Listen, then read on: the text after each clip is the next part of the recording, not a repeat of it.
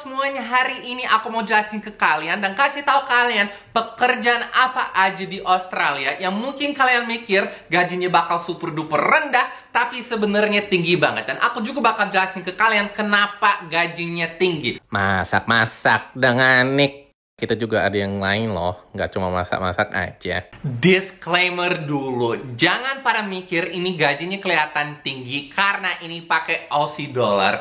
Jangan mikir kalau dirupiahinnya pasti tinggi bang, nggak juga. Buat kita di sini, kalau kita ada pekerjaan kayak yang aku mau kasih tahu bentar lagi, sebenarnya kita bakal jadi mapan banget.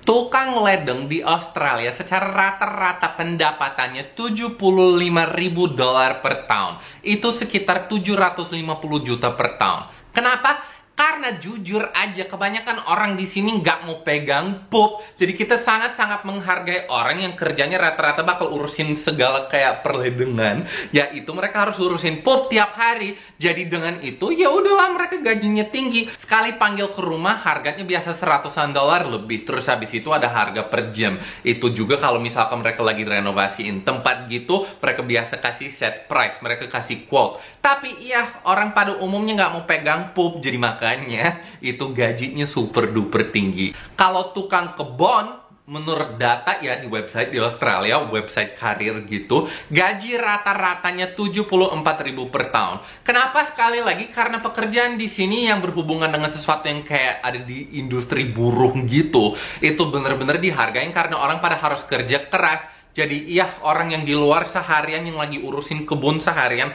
itu mereka gajinya lumayan oke loh. Segala mereka mau tanam pohon yang baru, mereka mau urusin rumput gitu-gitu, gajinya oke banget loh guys. Kalau tukang listrik di Australia, gaji rata-ratanya $86.000 per tahun. Yaitu sekitar 860 juta per tahun. Kenapa? Karena memang bahaya banget loh guys urusin listrik kayak gitu. Kalau mereka salah colok, kalau mereka ngapain gitu, kalau mati lampu, kayak mereka bener-bener harus diandalin banget dong. Dan juga ya resikonya tinggi, bisa aja mereka kesetrum. Kalau ada yang kayak kawat terbuka gitu yang kena air, mereka bisa jadi kesetrum. Jadi ya, karena bahaya dan juga karena trainingnya lumayan intens, ya gajinya tinggi. Jadi kalau mau jadi tukang listrik di Australia, tentu saja mapan sekali.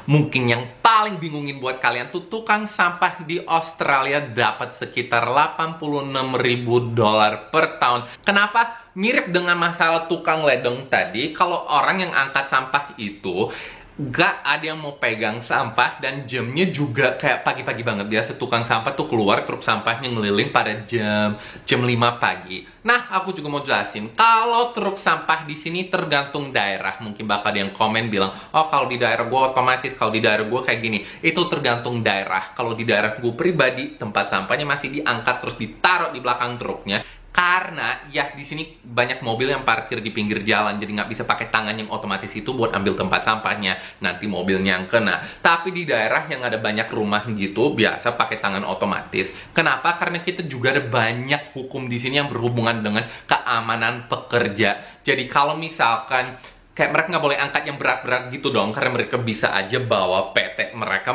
bisa aja bilang sama pemerintah, gue sakit nih, terus pemerintahnya yang disuruh bayar. Tambahan lagi, gue pernah upload soal tukang sampah di Instagram dan banyak yang bilang, oh ya pasti kayak gitu karena bahaya di Australia, ada ular yang lompat, ada ini yang lompat, mereka harus ambil barang yang super duper besar dan lain-lain. Gak, itu tidak benar sama sekali. Khususnya buat yang tinggal di kota, itu ya gak ada ular di depan rumah gue, gak ada kanguru di depan rumah gue, gak ada koala di depan rumah gue, gak ada apa-apa yang bakal nyerang mereka di depan rumah gue. Sebenarnya gak bahayanya sama aja kayak di setiap negara di dunia ini. Cuman ya karena gak ada yang mau kerjain, jadi gajinya super duper tinggi. Nah, untuk beberapa kerjaan tersebut memang ada akreditasinya atau mereka juga harus kuliah. Jadi secara singkat aku mau jelasin. Kalau misalnya mau jadi tukang ledeng atau tukang listrik, aku kurang tahu buat tukang sampah sama untuk tukang kebun juga ada kuliahnya sih. Mereka harus kuliah dulu. Nah, kuliahnya mereka nggak usah tunggu lulus SMA. Mereka cuma harus lulus kelas SMA berapa ya? SMA 1. Nah, itu namanya High School Certificate. Jadi sebenarnya kalau udah umur 16, boleh keluar dari sekolah kalau mau jadi buruh. Jadi mau jadi tukang kayu, tukang listrik, tukang ledeng, Abis kelas 1 SMA, boleh keluar dari sekolah dan masuk ke yang namanya TAFE atau apprenticeship untuk belajar jadi tukang atau buruh. Karena mereka sebenarnya nggak usah belajar yang akademik kan, mereka mau fokus ke yang beneran hands-on, pakai tangan, mau jadi buruh. Jadi ya mereka kuliah dari situ.